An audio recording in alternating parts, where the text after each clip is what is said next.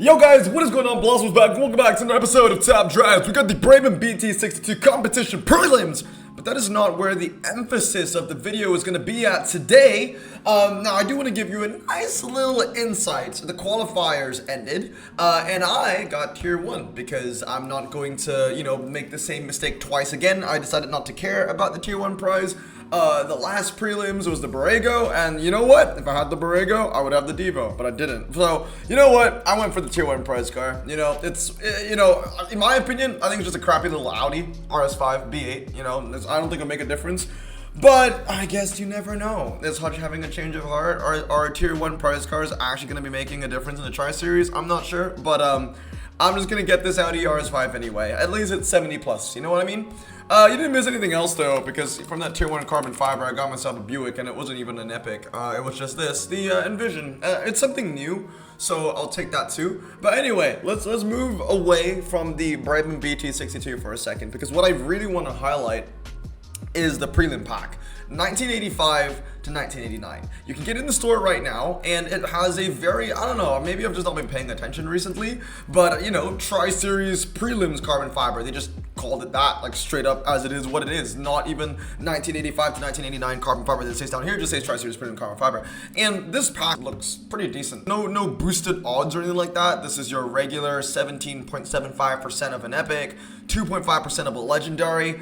But we live in an era where seeing a kind of mid pack is actually good. I'm kind of tired of reviewing bad pack after bad pack. I want some positivity in this series. You know what I mean? I want some good news to talk about, because I know that when I'm going to be reviewing the pack that you need to open for the Tri-Series, that's just going to be another shithole. So I want something nice. And this doesn't look too bad, especially when you get to the higher end of stuff. So let's talk about this. The 1985 to 1989 pack. I'm also going to be opening maybe one, maybe even two in this video to see if I can get one of my dream legendaries right now, which is the Chevrolet Corvette IMSA GTO or IMSA GTO. So let's get into it. We're gonna start off with the ultra rares. Now, why is it this is mid is because most of the garbage in this pack are in the ultra rares, but when you move up to epic and more so legends, you get some better stuff.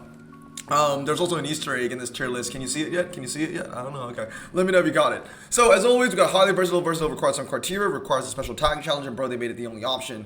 Recently, I changed this to severely overrated, but I brought it back to requires a special tag challenge because someone was asking where it went.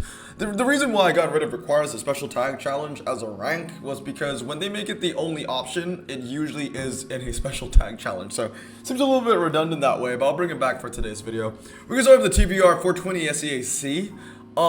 Yeah, it requires a special tag challenge, I think. Honestly, or even bro, they made it the only option. I have used this car before, maybe a year ago, something like that. It's been a very long time since I've used it, but I can say that I have definitely used it before. It did save me a lot of RQ and like a challenge here or there during the time of its update. It's such an old car. I don't even know which update it came in. Like, is it even Great Exhibition? I don't think it is. It's a TBR. It's walk to walk even. So I've had it for, let's have a look. 42 races, 548 days, 81% win ratio. I'm bringing it down to they made it the only option. I think I only used it in like one challenge and that was it. The V12 Zagato as well, bro, they made it the only option. Even at the peak of Great Exhibition, which was where the V8 Zagato came in, it wasn't a useful car. It was like one of the worst Aston Martin Ultras that you could get because it didn't have the MRA, it didn't have the 0 to 60, it didn't have the handling, and it was always kind of in the background of the Bulldog because they gave out the Bulldog really early. Although it's a prize car, it was pretty easy to get, and they're always shoveling around the same RQ neighborhood. I mean, those two cars are in the RQ 50 to 53 range, maybe even just 50 range. Let's look at the bottom over here. Yeah, there's a Bulldog 50, literally the same thing. Like, if you can use the Bulldog, why would you ever use the V8 Zagato, right? Like, for example, it handles less than the DB7. It's got a worse 0 to 60 than the Bulldog. It's somewhere in the middle. I don't get a lot of use out of it. There you go, 118 races in 1,406 days. I won't do this for every single car that we'll go through, but I could show you if I wanted. Now, the Donkavor at SE8C is next, or S88C, the seat, whatever you want to call it. Bro, they made it the only option. TBR 450 SE, again, much like the SEAC, it was only used in like a challenge somewhere. And this TBR 450 I believe, is actually older. I don't think it came during lock to lock. This is an older car, a great exhibition. There you go. Waiting for this to get a zoom out. That'd be pretty nice, wouldn't it? Again, 18 races.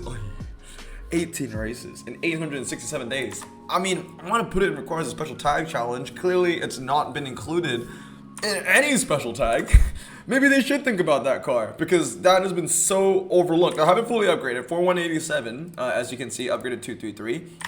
I'm gonna bring it down. I mean, 18 races kind of speaks for itself.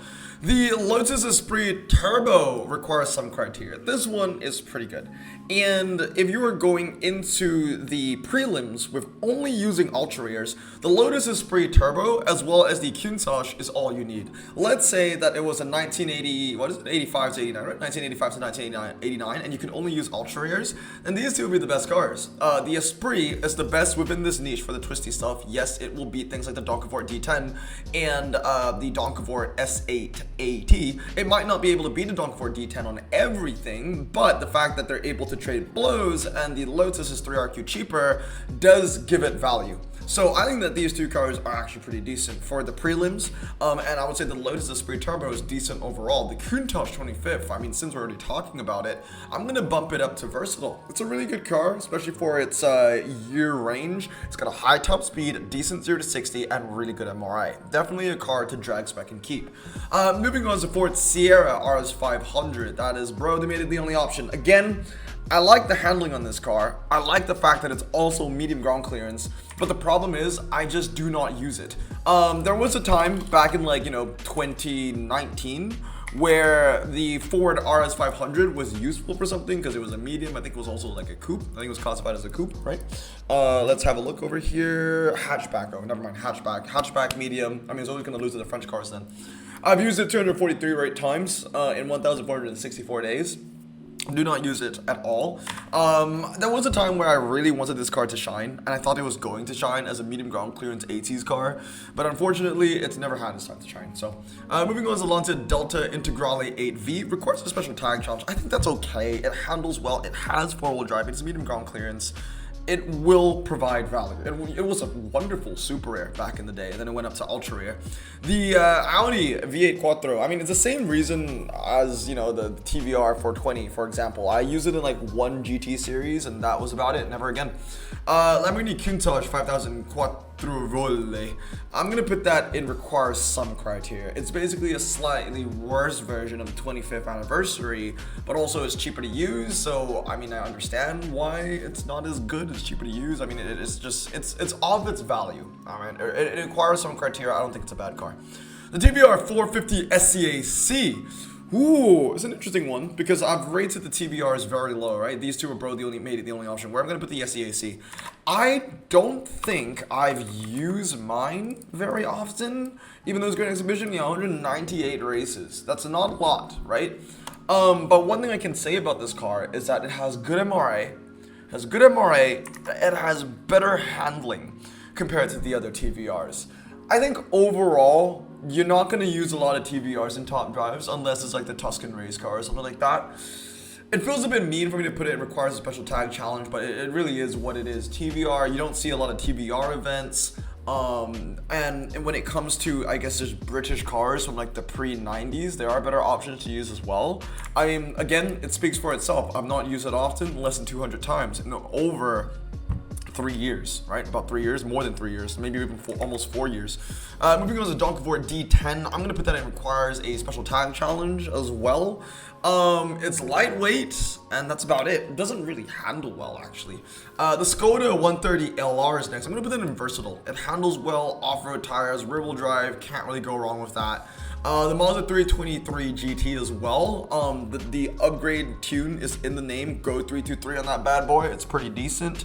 Lancia Delta Integrale. You really can't go wrong with the Lancias. Those Lancias, they used to be the name of the game back in the day. I would say that I would have ranked them higher, you know, if this was like 2020 or something like that. But nowadays, I think requires a special tag challenge. It's not the worst, but it's also cars that you probably won't use that often anymore. D Tomaso Pantera. Ooh, an interesting one. Medium ground clearance. 0 to 60 is weak. Handling is okay. I like to use it in things not like ocean, not like city streets, medium or small, but more like ocean city streets. There is some use for the Pantera, But I would say that, yeah, I think it requires some criteria, to be fair. It's okay. Next up is the Citroen Visa 1000 Pistes? I don't know how you say that, but highly I feel like it's wrong to say Pistes. It says like I'm saying piss. But yeah, highly versatile. I think it's fantastic. Beats epics, lightweight, handles well, four-wheel drive, off-road, everything you want for a car like that. Now, Porsche Panamericana requires a special tag challenge as well. Very, very niche. But when you need a medium ground clearance Porsche with performance tires that can save you some RQ, then the Panamericana I think is only one of two cars. And this is the only one that has four-wheel drive. The other ultra rare Porsche with medium ground clearance that is from this time period is, I believe, the 2.7. That's the only one that is in four-wheel drive, isn't it? Well, Carrera. I think if I just put it in Carrera, I might be able to find it. The 2.7. Yes, so it's from the 70s, medium ground clearance. Yeah, there you go. All the other medium ground clearance Porsches, I think your Panameras, right? Your Panameras, but they're from a different decade. They're from a different time, right? 2.9. There you go. So this is from the 80s. This is from the 80s. I mean, yeah, that's from the 80s. This is from the 2020s. You get what I mean? Like pre-90s Porsche medium ground clearance. It's very, very niche, and that's why I think it requires a special tag challenge. It needs a lot of requirements in its favor for it to be useful. Nissan Skyline R32 GTR. Ooh, again, back in the day, used to use it all the damn time. I would even say versatile. Honestly, if you were a brand new player, the R32 would be a fantastic car to have. Because it's slightly inflated in RQ because it's four-wheel drive, but not that badly inflated because it's also low ground clearance, it's not medium ground clearance. Handles pretty well. The MRA used to be really good on this thing. I don't think it's that good anymore. I have one drag spec. I think I have one 323, 233, and 323. I'm gonna put it in requires some criteria when it comes to, you know, Japanese events in the wet. The R32, you know, if it isn't like a G-force or a slalom, if it's more of a hybrid wet, like a Tokyo off-ramp or something like that, R32 might be decent in the wet. Porsche 911 Carrera 4 as well. I'm gonna say requires a special tag challenge. I think, yeah, it doesn't bring a lot of value. The Lancia Delta S4 Stradale, in my opinion, requires some criteria. Just the better of the Lancias. Then the Mazda Familia Sport 4, I'm gonna say requires a special tag challenge. The Lancia Delta actually is a better car than the Lancia Familia Sport. If you don't believe me, I can actually show it to you right here. I got the times, as you can see. The Lancia, better in every way compared to the Familia, right? The Lancia is better on car park, G-force hairpin, indoor karting circuit, slalom, basically everything. And I think the only difference between these two cars is that the Familia Sport has traction control and ABS. The Lancia doesn't have traction control and ABS. So the Familia will be better in wet conditions, but in dry conditions, the Delta would be better as well. But then again, you know, if it's in a wet condition, do you really want to use your Familia on a car park wet or a G-force wet if you can use a standard tire car like the Mazda 323 perhaps? So, you know, a lot of things to think about over there as well. So because of that, I'm going to put the Lancia Delta S4.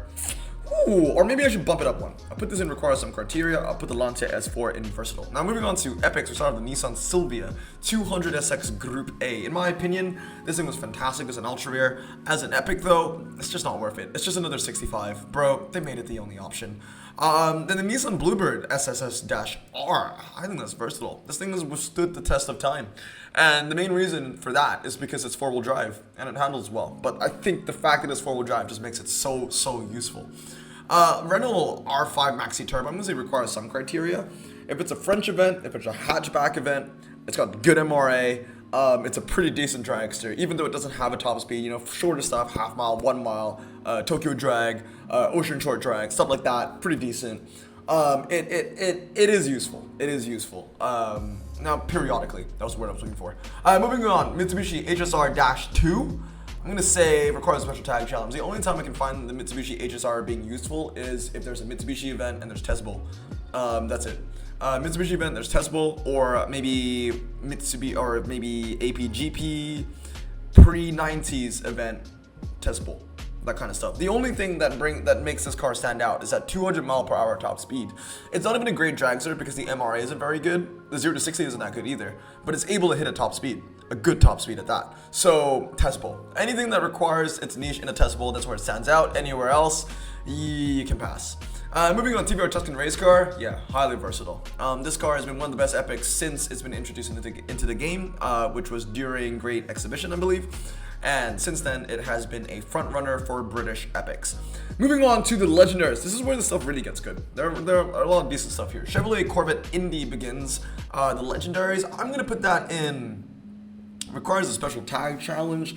Might be a little bit too mean, maybe requires some criteria. It really depends how far off the American Overdrive hype has died. If we do not see any more American Overdrive events, then the Corvette Indy might well truly requires a special tag challenge. But I think at the time of recording this video, the Indy still sits at requires some criteria in my opinion.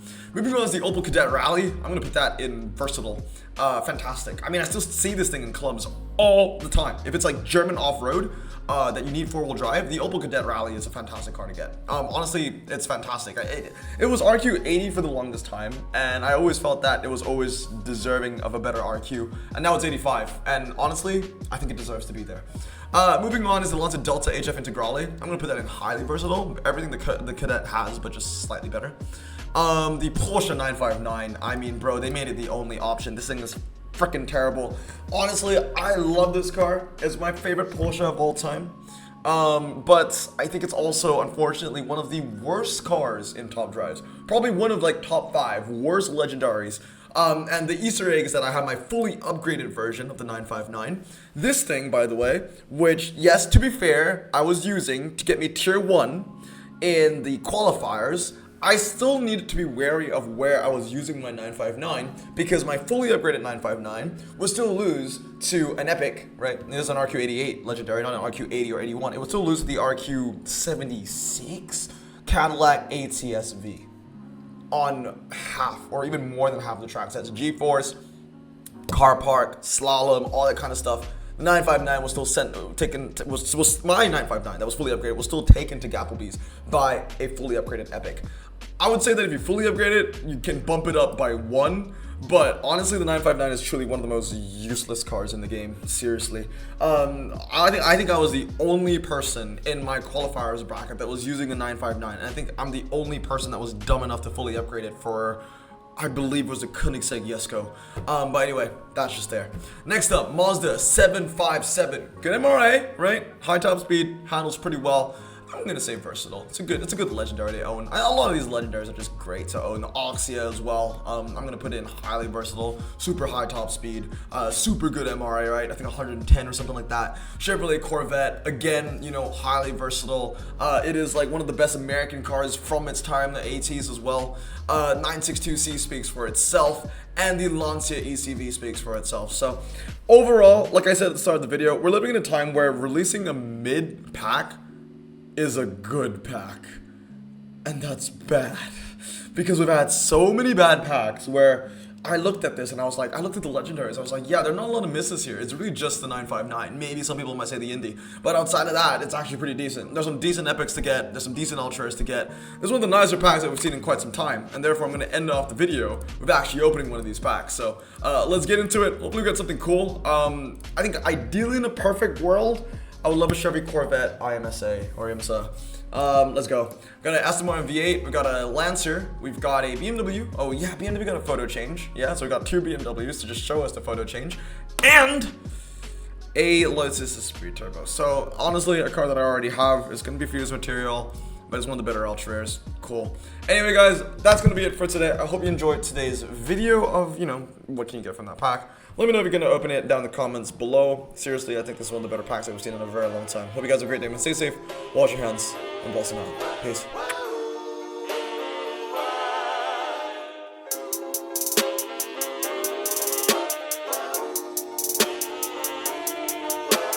Bro, this song just makes me so happy. Me too. Imagine being Asian in the 50s, looking nifty, leather jacket, looking sleek, look like Presley, look so deadly. Got a jukebox back at home, feeling jazzy, turn it on and play it slow, like the movies with the ladies. They so fine. Imagine being Asian in the 50s, looking nifty, leather jacket, looking sleek, look like Presley, look so deadly. Got a jukebox back at home, feeling jazzy, turn it on and play it slow, like the movies with the ladies. They so fine. Sit back, relax in my Bonneville Pontiac. Hold tight all night, cruise to Jacksonville Atlantic. Blonde hair, don't care, look like Leslie Brooks.